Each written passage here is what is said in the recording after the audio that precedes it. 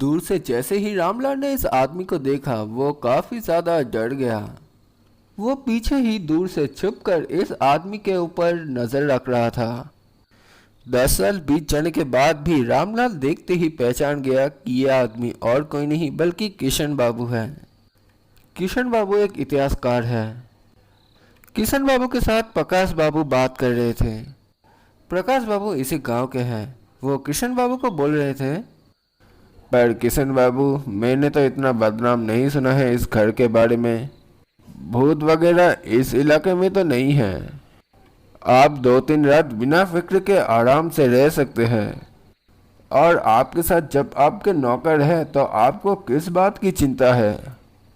आप तो पहले भी इधर आ चुके हैं।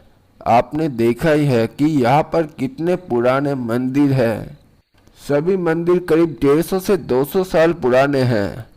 हमारे गांव में तो ज़्यादातर लोग आते ही नहीं। आप इतने सालों बाद आए हैं, यही हमारे लिए बहुत बड़ी बात है। इतने समय बाद मतलब किशन बाबू करीब 10 साल बाद इस गांव में आए हैं। रामलाल के एक चाचा जी का दोस्त है ये किशन बाबू। वो कोलकाता में ही रहते हैं। उनका काम है पुराने खंजरों में जाकर उस खंजर के बारे में ज़्यादा से ज़्यादा जानकारी इकट्ठा करना, जैसा कि एक इतिहासकार का काम है। इसलिए वो 10 साल पहले इस गांव में आए थे उसी पुराने मंदिर के बारे में जानने के लिए। उन्होंने इन गांव के मंदिर के बारे में लिखा भी था, जिसके बाद उन पुराने मंदिरों का नाम कई अखबारों में छापा भी गया। रामलाल को किशन बाबू का काम बहुत पसंद था। वो उसके कामों के बारे में और भी ज्यादा जानना तो चाहता था, पर डर की वजह से उसने कभी उसके कामों के बारे में पूछा ही नहीं। एक घटना तो वो कभी भी नहीं भुला सकता। एक बार रामलाल ने किशन बाबू का एक बहुत ही पुराना मूर्ति देखते देखते गलती से उसने उस मूर्ति को तोड़ दिया था। और वैसे भी किशन बाबू बहुत ही ज्यादा गुस्से वाले लोग हैं, तो जब उन्हें यह पता चला तो उन्होंने इस गलती के लिए रामलाल को सजा भी दिया था। उन्होंने उसको डांटा भी था और मारा भी था। उसी घटना के बाद रामलाल उससे बहुत ही ज्यादा डरने लगा था। रामलाल बहुत ही ईमानदार और अच्छा लड़का था। किशन बाबू जब पहली बार रामलाल के घर पर आया था तब रामलाल का उम्र 17 साल था। किशन बाबू के परिवार के लोग रामलाल से अपना सभी काम करवा लेते थे। अब चाहे वो दुकान से राशन लाना हो या फिर बाजार से कोई सामान लाना हो या फिर कोई चिट्ठी पोस्ट करना हो, वो लोग रामलाल से काम भी करवा लेते थे। और अगर उसने कोई गलती कर दी तो ऊपर से वो लोग उन्हें बहुत ज्यादा डांटते भी थे।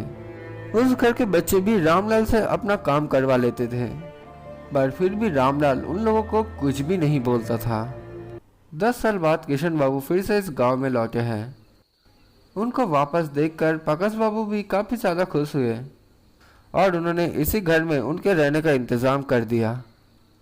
उन्होंने अब किशन बाबू को कहा, आपके कामों की सुविधा के लिए हमने सेकंड फ्लोर में जो कमरा है उसको पूरी तरीके से साफ कर दिया है। उधर रहकर अब ऊपर से चारों तरफ नजर रख सकते हो। उस घर में बड़े बड़े खिड़कियां भी है तो हवा और रोशनी दोनों ही आएगा। प्रकाश बाबू की बात सुनकर रामलाल और भी ज्यादा घबरा गया, क्योंकि प्रकाश बाबू जिस कमरे में किशन बाबू को रहने के लिए बोल रहे हैं उसी कमरे में उसने अपने बांसुरी को रखा है। वो रामलाल का बहुत ही पसंदीदा चीज है। एक मेले पर उसने खरीदा था। वो उसी बांसुरी को लेकर वो एक बड़े से मैदान में जाकर पेड़ के छांव में बैठकर उस बांसुरी को बजाता है।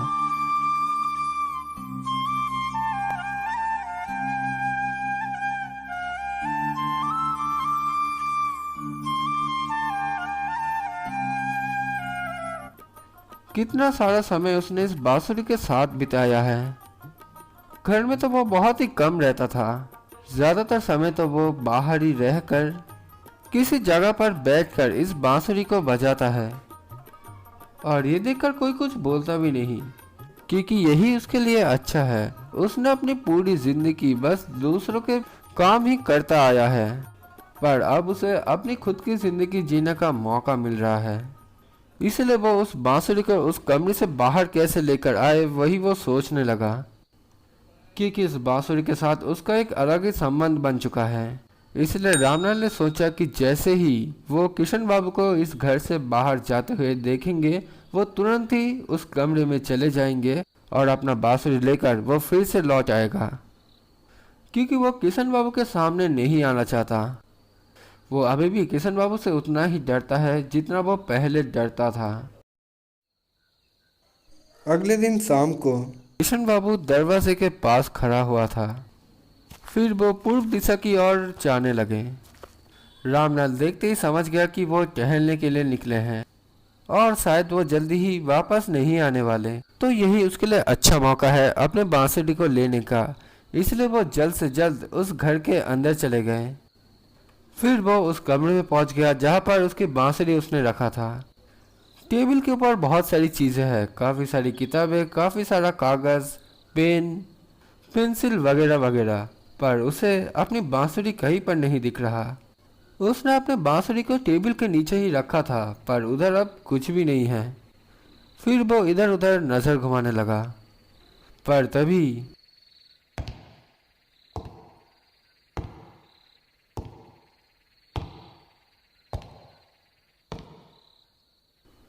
रामलाल समझ गया कि कोई सीढ़ियों से ऊपर आ रहा है। वो समझ गया कि हो न हो ये किशन बाबू ही है। उसने खिड़की से बाहर की ओर देखा। उसने देखा कि आसमान में घना काला बादल आ चुका है, शायद बारिश आने वाला है। इसलिए किशन बाबू भी बारिश आने से पहले ही घर लौट आए। रामलाल समझ नहीं पा रहा था कि वो क्या करे। क्या उसे इस खिड़की से कूदकर भाग जाना चाहिए? वो ये सब सोच ही रहा था, पर तभी अब रामलाल और किशन बाबू दोनों ही आमने सामने थे।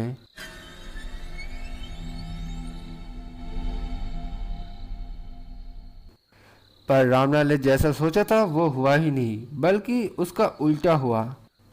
किशन बाबू ने जैसे ही रामलाल को देखा, उसने जोर से चिल्लाया और फिर वो बेहोश हो गए और फिर रामलाल उस घर से भाग गया।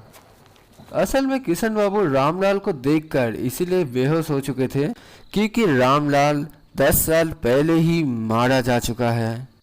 एक दिन दोपहर को रामलाल एक खजूर के पेड़ के नीचे बैठा हुआ था और अपना बांसुरी बजा रहा था, पर तभी उस खजूर के पेड़ से एक बड़ा खजूर आकर रामलाल के सर के ऊपर ही गिरता है, जिससे रामलाल वहीं पे मारा जाता है।